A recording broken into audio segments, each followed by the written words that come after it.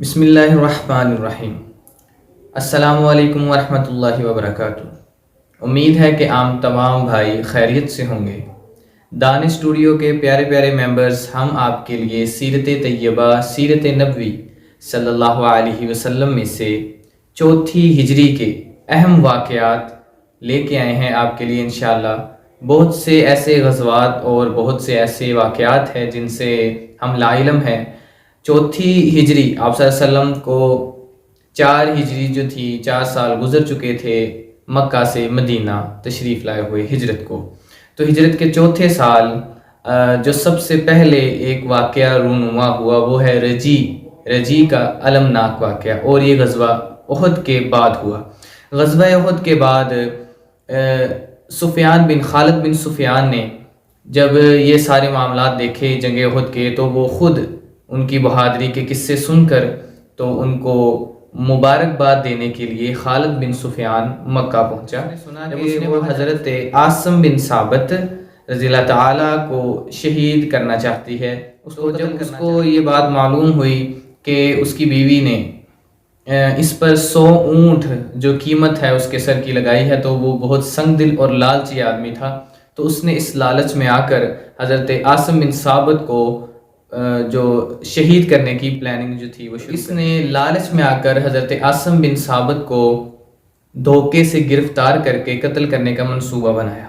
منصوبہ بنانے کے بعد لیکن منصوبہ وہ بنایا اس نے، وہ خود اس میں مارا گیا، خود قتل ہو گیا منصوبہ بنانے کے بعد۔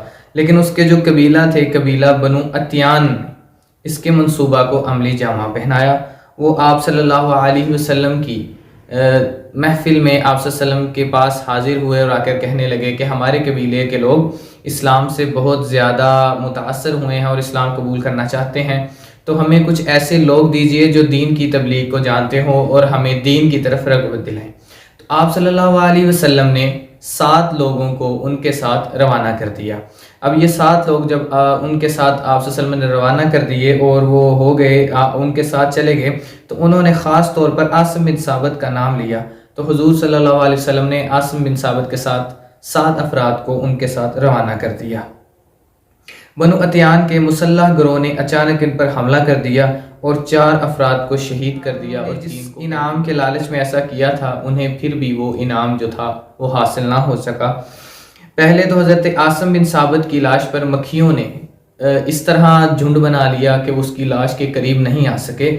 تو اس کے بعد جب یہ معاملہ ختم ہوا تو اتنی بارش ہوئی، اتنی تیز، کہ جو بارش تھی وہ حضرت عاصم بن ثابت رضی اللہ تعالیٰ کی لاش کو بہا کر ساتھ لے گئی۔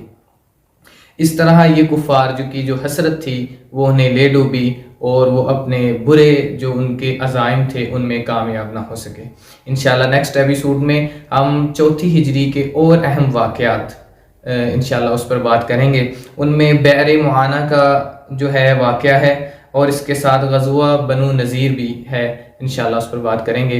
انشاءاللہ آپ سے ملیں گے اگلی ویڈیو میں۔ اپنے ارد و گرد نواح کے دوستوں کا خیال رکھیے گا، اور اسی طرح ہم ملیں گے اپنی نیکسٹ ویڈیو میں۔ السلام علیکم۔ مولا تیری رحمت سے نکلا